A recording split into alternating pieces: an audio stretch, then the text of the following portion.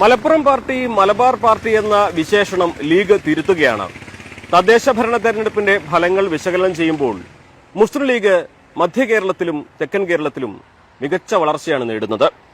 അവർക്ക് ലഭിച്ച സീറ്റുകളുടെ എണ്ണവും അവരുടെ വിജയ ശതമാനവും അത് സൂചിപ്പിക്കുന്നു. 3203 പേരാണ് ഇത്തവണ ലീഗിന്റെ സ്ഥാനാർത്ഥികളായിട്ട് വിജയിച്ചിട്ടുള്ളത്. അതിൽ 2843 പേർ വിജയിച്ചത് കോണി ചിഹ്നത്തിലാണ്. ഇനി തൃശൂർ മുതൽ തിരുവനന്തപുരം വരെയുള്ള ഒരു കണക്ക് നോക്കുകയാണെങ്കിൽ 285 പേരെ ലീഗിന് വിജയിപ്പിക്കാൻ സാധിച്ചു. അത് 2020ന്റെ ഇരട്ടിയാണ് എന്നുള്ളതാണ് ഏറ്റവും പ്രധാനപ്പെട്ട കാര്യം. തൃശൂരിൽ കഴിഞ്ഞ തവണ 42 പേരാണ് ലീഗിന്റെ സ്ഥാനാർത്ഥികളെ വിജയിച്ചെങ്കിൽ ഇത്തവണ അത് 85 ആയിട്ട് ഉയർന്നിട്ടുണ്ട്. എറണാകുളത്തെ സാഹചര്യങ്ങൾ കുറച്ചുകൂടി വ്യത്യസ്തമാണ്. അവിടെ ലീഗിന് ഒരു കുറച്ചുകൂടി മികച്ച വിജയം നേടിയിട്ടുണ്ട്. 41 പേർ കഴിഞ്ഞ തവണ 2020 അവിടെ ലീഗിന്റെ ആളുകളായി ജയിച്ചിട്ടുണ്ടെങ്കിൽ ഇത്തവണ അത് 88 ആയിട്ട് ഉയർന്നിട്ടുണ്ട്. അതിൽ തന്നെ നമ്മൾ പ്രധാനമായിട്ടും ശ്രദ്ധിക്കേണ്ടത് കൊച്ചി കോർപ്പറേഷനിൽ 3 സീറ്റുകൾ ലീഗ് നേടി എന്നുള്ളതാണ്. അവിടെ ഡെപ്യൂട്ടി മേയർ സ്ഥാനത്തേക്ക് ലീഗ് അവകാശവാദം ഇതിനോടകം ഉന്നയിച്ചു കഴിഞ്ഞിട്ടുണ്ട്. അതേപോലെ കളമശ്ശേരിയിൽ കഴിഞ്ഞ തവണ 3 ആണെങ്കിൽ ഇത്തവണ 6 പേരാണ് കളമശ്ശേരി നഗരസഭയിൽ ലീഗിന്റെ അംഗങ്ങളായിട്ട് എത്തുന്നത്. തൃക്കാക്കരയിൽ കഴിഞ്ഞ 5 പേരാണെങ്കിൽ ഇത്തവണ അത് 6 ആയിട്ട് ഉയർന്നു.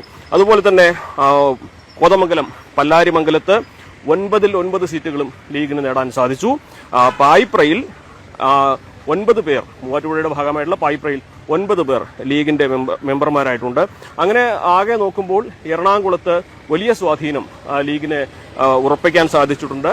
അത് പ്രധാനമായിട്ടും ആ മേഖലയിലുള്ള ലീഗിന്റെ വളർച്ചയെ തന്നെയാണ് സൂചിപ്പിക്കുന്നത്. ഇടുക്കിയിലേക്ക് വരികയാണെങ്കിൽ ഇടുക്കിയിൽ കഴിഞ്ഞ തവണ 2020 20 സീറ്റാണ് ലീഗിന്റെ ആളുകൾ ജയിച്ചതെങ്കിൽ ഇത്തവണ അത് 35 ആയിട്ട് ഉയർന്നിട്ടുണ്ട്. അതിൽ തന്നെ തൊടുപുഴ നഗരസഭയിൽ മത്സരിച്ച 9-ൽ 8 ലീഗിന്റെ സ്ഥാനാർത്ഥികൾ വിജയിച്ചു എന്നുള്ളതാണ് പ്രധാനപ്പെട്ട ഒരു കാര്യം. ആലപ്പുഴയിലും ലീഗിന് നല്ല സ്വാധീനം ഉണ്ടാക്കാൻ സാധിച്ചിട്ടുണ്ടെന്ന് അവർ അവകാശപ്പെടുന്നു.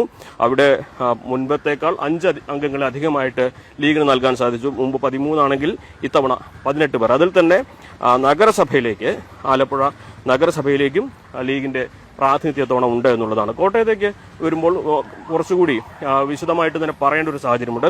കോട്ടയത്ത് 17 പേരാണ് 2020 ലീഗിന്റെ അംഗങ്ങളായിട്ടുണ്ടായിരുന്നെങ്കിൽ ഇത്തവണ അത് 20 ആയിട്ട് ഉയർന്നു. പക്ഷെ അവിടെ തന്നെ ഏറ്റവും പ്രധാനപ്പെട്ട കാര്യം ഈരാറ്റുപേട്ടയാണ്. ഈരാറ്റുപേട്ട നമുക്കറിയാം SDPIയുടെ ഒരു ശക്തി കേന്ദ്രമായിട്ടൊക്കെ അവർ അവകാശപ്പെടുന്ന ഒരു നഗരസഭയാണ്, ഒരു മേഖലയാണ്.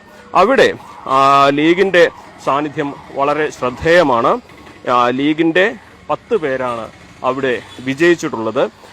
അതുതന്നെ SDPIയുടെ 5 സീറ്റ് 3 സീറ്റാക്കി കുറച്ചു കൊണ്ടുവരാനും ലീഗിന് സാധിച്ചു. 2 പേർ അവിടെ SDPIക്കെതിരെ മത്സരിച്ചാണ് വിജയിച്ചത് എന്നതാണ് പ്രധാനപ്പെട്ട കാര്യം. പത്തനംതിട്ടയിൽ ലീഗിനെ അടയാളപ്പെടുത്തുന്നതേ ഉണ്ടായിരുന്നില്ല കഴിഞ്ഞ തവണ. പക്ഷേ ഇത്തവണ പത്തനംതിട്ടയും 7 പേർ ലീഗിൻ്റെതായിട്ട് നഗരസഭകളിലേക്കും ബ്ലോക്കിലേക്കും ഒക്കെ ആയിട്ട് വിജയിച്ചിട്ടുണ്ട്. കൊല്ലത്താണെങ്കിലും 19 പേർ ലീഗിന്റെ അംഗങ്ങളായിട്ട് അവിടെ വിജയിച്ച് കയറിയിരിക്കുന്നു. തിരുവനന്തപുരത്തും 13 പേർ ലീഗിന്റെ അംഗങ്ങളായിട്ടുണ്ട്. അതിൽ ഒരു കോർപ്പറേഷനുണ്ട്, ഒരു ജില്ലാ പഞ്ചായത്തുണ്ട്, മുനിസിപ്പൽ കൗൺസിലടക്കം 13 പേർ അങ്ങനെ അവിടെയും വിജയിച്ചു കയറണം. അങ്ങനെ നോക്കുമ്പോൾ തൃശൂർ മുതൽ തിരുവനന്തപുരം വരെ ഇതുവരെ ഇല്ലാത്ത അഭൂതപൂർവമായ ഒരു വളർച്ച ലീഗ് നേടിയിട്ടുണ്ട് എന്നുള്ളത് വളരെ ശ്രദ്ധേയമായ കാര്യമാണ്. അതുകൊണ്ട് തന്നെ മലബാർ പാർട്ടി മലപ്പുറം പാർട്ടി എന്ന ആ കളിയാക്കലുകൾ ഇനി ലീഗിന്റെ നേർക്ക് വില പോവില്ല എന്നുള്ളത് വ്യക്തമാണ്. ഇതിൽ പ്രധാനപ്പെട്ട ഒരു കാര്യം കൂടിയുണ്ട്.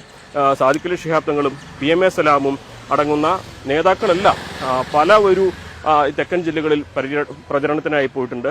അഡ്വക്കേറ്റ് മുഹമ്മദ് ഷാ, അദ്ദേഹമായിരുന്നു ഈ ഒരു മേഖലയിൽ തൃശൂർ മുതൽ തിരുവനന്തപുരം വരെ മേഖലയുടെ പ്രചരണത്തിന്റെയൊക്കെ ചുമതലയുണ്ട്. അവരൊക്കെ വളരെ നേരത്തെ തന്നെ ആ ഒരു മേഖലയിൽ പ്രചരണം നടത്തുകയും ക്യാമ്പ് ചെയ്ത് കാര്യങ്ങൾ നടത്തിയതിന്റെ ഒരു പ്രതിഫലനം കൂടിയാണ് ഈ വിജയമെന്ന് അവർ അവകാശപ്പെടുന്നു. മറ്റൊരു കാര്യം കൂടി ഇവിടെ ശ്രദ്ധേയമാണ്.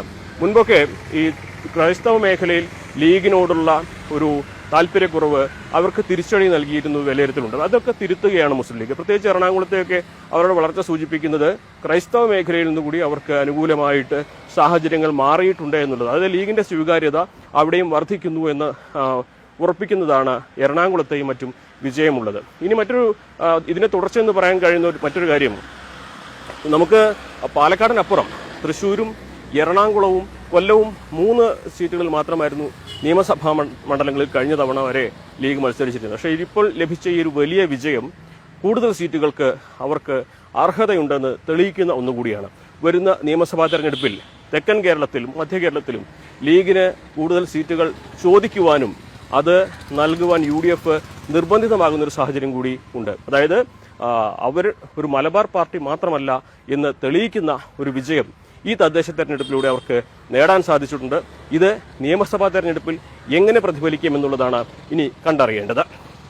മലപ്പുറത്തു നിന്നും CV അനുമോദ്, News 18.